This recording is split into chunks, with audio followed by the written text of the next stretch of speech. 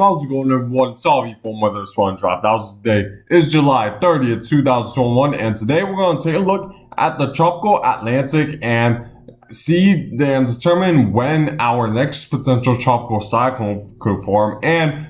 if we will see a tropical cyclone next week. But before I begin, make sure to subscribe. If you want to see more weather content, make sure to like. If you like this video, make sure to turn on post notifications if you want to see even more weather content. So to first begin, let's take a look at the GFS model at this time. And a couple of runs ago, the GFS model was leaning towards being some sort of tropical cyclone to form in the main development region next week. So taking a look at the vorticity signatures to determine where exactly the GFS model wanted to form a potential tropical cyclone. If we move forward, we do have a little bit of vorticity within the next 30 hours just off the coast of Africa, but it doesn't seem like it's going to have much of a chance of developing because, for one thing, is that there's too much Saharan air in the atmosphere right now, and also the wind shear is quite strong at this time. So as a result, this vorticity won't really develop into anything in the near future. But if we were to move a little bit even more forward, you see that headed into the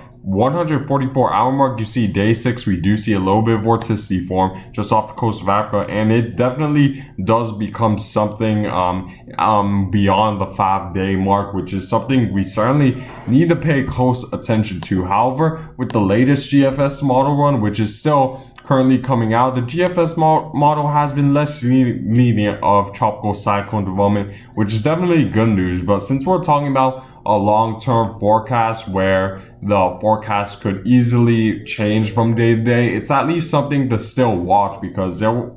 were times where previous model runs were for long-term forecasts were more accurate than, let's say, the current model computer runs. And of course, that does not mean that long-term forecasts are more reliable than short-term forecasts. I'm not saying that at all, but the fact that the GFS is taking at least a little bit of vorticity just off the coast of Africa, it's at least always something to watch. And in this channel, I always want to outline every possibility that could happen in the Atlantic, so you guys won't ever be prepared when it comes to the unprepared when it comes to the hurricane season. So if we were to move forward, you see that GFS is mainly taking a little bit of vorticity just off the coast of Africa within the next 5 days, but isn't expected to develop into anything. However, we could see more vorticity behind this vorticity you see here, or this broad low pressure system, which could maybe develop into something. So taking a look at the latest model run when it comes to the vorticity and what tropical cyclone could form, you see that we do see a little bit of rotation and vorticity along this broad low pressure system. Of course, this is very far into the future, August 7th, which is 192 hours from now, which is equivalent to around 8 days in the future. So there's still a lot of uncertainty with this forecast, so take it with a grain of salt. However, it becomes more concerning when we see the European model wanting to develop some sort of tropical cyclone, because you see that right around the 8 to 9 day mark, it develops some sort of vorticity in the main development region, and then by day 10, you see a little bit of vorticity forms in the main development region. And since we're seeing this convergence of the idea that the GFS model wants to bring some sort of low pressure system into the Atlantic, so that could maybe spin up some rotation, and the European model also agreeing with that, there could maybe be a chance of some tropical cyclone development next week, as early as next week, where we could see that low pressure system come off the coast of Africa and form in more favorable conditions. So to take a look, so let's now take a look at the forecasted moisture in the atmosphere between the mid levels of the atmosphere. And you see, if we were to take a look at it right now, you're gonna see that there's a lot of dry air ahead of this storm, and part of the reason is by how much Saharan dust there is. Since there's so much Saharan dust in the Atlantic at this point, it sort of creates this trade wind inversion, and since the dust absorbs more heat than the lower level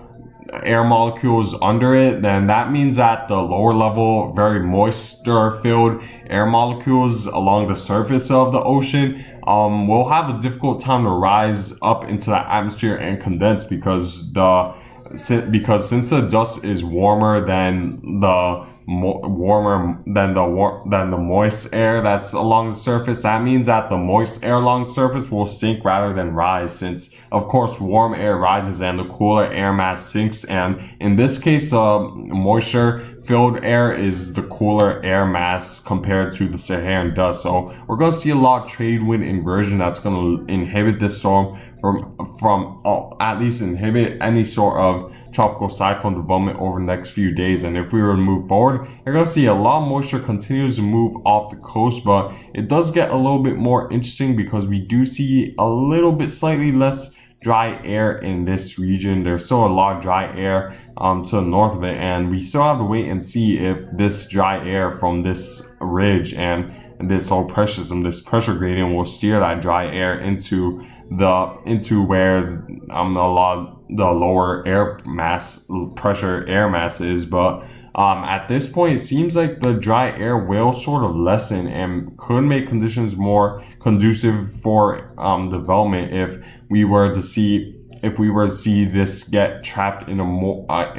environment that's more moist. And you see to the north of it, there isn't a ton of dry air, so we could see conditions become more favorable for tropical cyclone development. Now, taking a look at the wind shear, which is another big factor to determine whether or not we will see some sort of tropical cyclone development. You see at the 150-hour mark, we still do have a decent amount of wind shear, mainly due to the upper level winds being much faster than the surface lower level winds at this point. And you see that the wind shear is expected to remain in the same area, and it's partially due to this pretty big upper level ridge that's bringing a lot of wind shear and just strong winds in the upper levels of the atmosphere. But again, it does eventually lighten as this upper level high sort of dissipates and pretty much gets absorbed into another upper level high. But this upper level high is going to be a little bit further northward, and it's going to be a little bit less potent, so it will definitely limit the upper level winds in this region in the long-term future.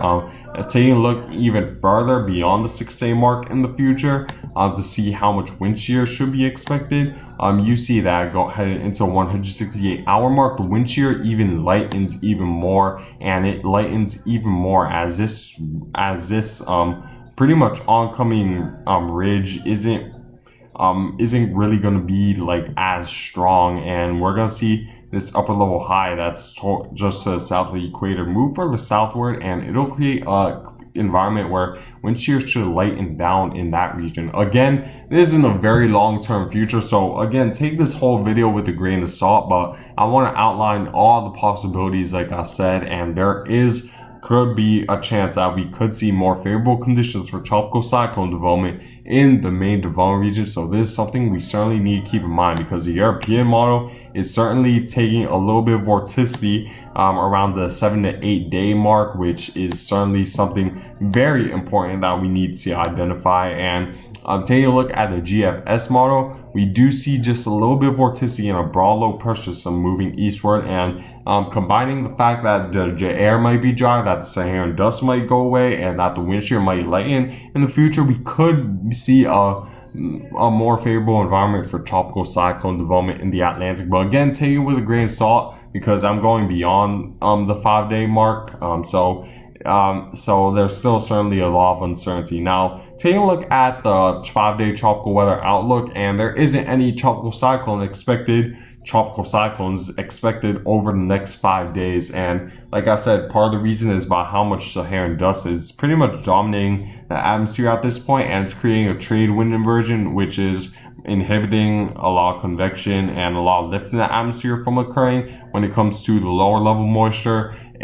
air parcel. So we just need to wait and see in the future beyond the 5-day mark if we could see some sort of tropical cyclone development in the main development region, because by the way the computer models are looking at it right now, there could be a much better chance that tropical cyclone conditions will become more favorable in the main development region beyond the 5-day mark. So we need to certainly keep that in mind. And now taking a look at the sea surface temperatures for the Atlantic at this point, because it is another key thing that will determine the fate of maybe this next potential tropical cyclone. You see that currently for at least the eastern part of the west of the main development region, you see that we do see temperatures lower than the 80-degree threshold, which could inhibit tropical cyclone development. However, if this storm stays if this low pressure system stays just far south enough, we could see some sort better chance of development. But again, we still need to wait and see, because there's a lot of uncertainty regarding the track of this storm, as it really all depends on the upper level wind flow and also the lower level wind flow as well. So it's certainly something we need to keep in mind. But also in the western main development region, you see temperatures are more than sufficient enough for tropical cyclone development, as we are seeing temperatures go above the 80-degree threshold, and we do see temperatures in this region go up to the mid 80s to maybe even upper 80s in terms of temperature. So this is something very important we need to identify to determine if this tropical cyclone will develop or not. So taking a look at my forecasted area where I think a tropical cyclone formation could occur, I'm expecting mainly this vicinity, exactly where the main development region is, pretty much, as there is a pretty broad area where I think this does have maybe a possible chance of developing. So we need to certainly keep that in mind, especially in the Caribbean. At least be aware that maybe within next week we could see tropical cyclone development enhance in the Atlantic. So keep that in mind. Now taking a look at the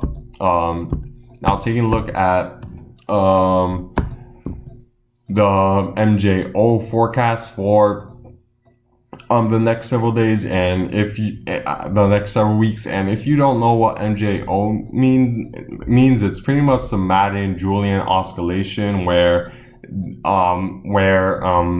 pretty much if you're in a negative oscillation, that means conditions should be more favorable for tropical cyclone development, because there's more lift and rise in the atmosphere for a lot more convection to occur and a lot more tropical cyclone development. However, if you're in the positive area, that means tropical cyclone development will be less favorable, because the air is a little bit more stable. There's less rise in the atmosphere, and that promotes less convection overall for tropical cyclones to develop, as they have a difficult time developing in positive MJOs. And you see, over the next several weeks, we expect the negative MJO pattern to move further eastward, which should certainly help the chance of tropical cyclone formation in the Atlantic within the next couple of weeks, as we see the negative MJO pattern move further eastward into the Atlantic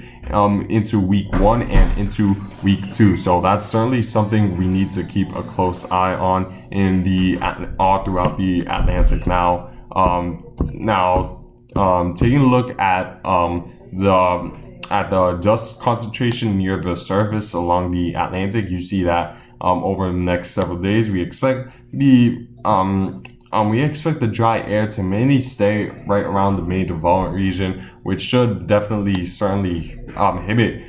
tropical cyclone development, which is certainly good news. However, if we were to move into the Saturday time frame, there might be the possibility where the dust does decrease in the Atlantic, because you see, if we were to move into the Thursday time frame, taking a look at the Thursday forecast, we do see some dry air to the north. But if we were to move this Saturday, you see that there isn't a ton of dry air to the north of this, and while that could certainly come directly from the west, from the east, there's certainly that possibility that there might not be a ton more dry air, assuming that the northerly wind component isn't there anymore to bring that dry air into the main development region. So that's something we need to keep in mind. But the good news is that over the next week, dry air should be inhibiting some sort of tropical cyclone development. But again, I think beyond the 5 to 6 day mark, we could maybe see conditions become more conducive and less dry air in the atmosphere overall. So Pretty much, yeah, I guess that's it for this video. Make sure to stay at least aware for tropical cyclone development all throughout the Atlantic, because that's certainly a possibility into next week. And yeah, make sure to like if you like this video, and make sure to turn on post notifications if you want to see even more weather content. I hope you guys have a good day.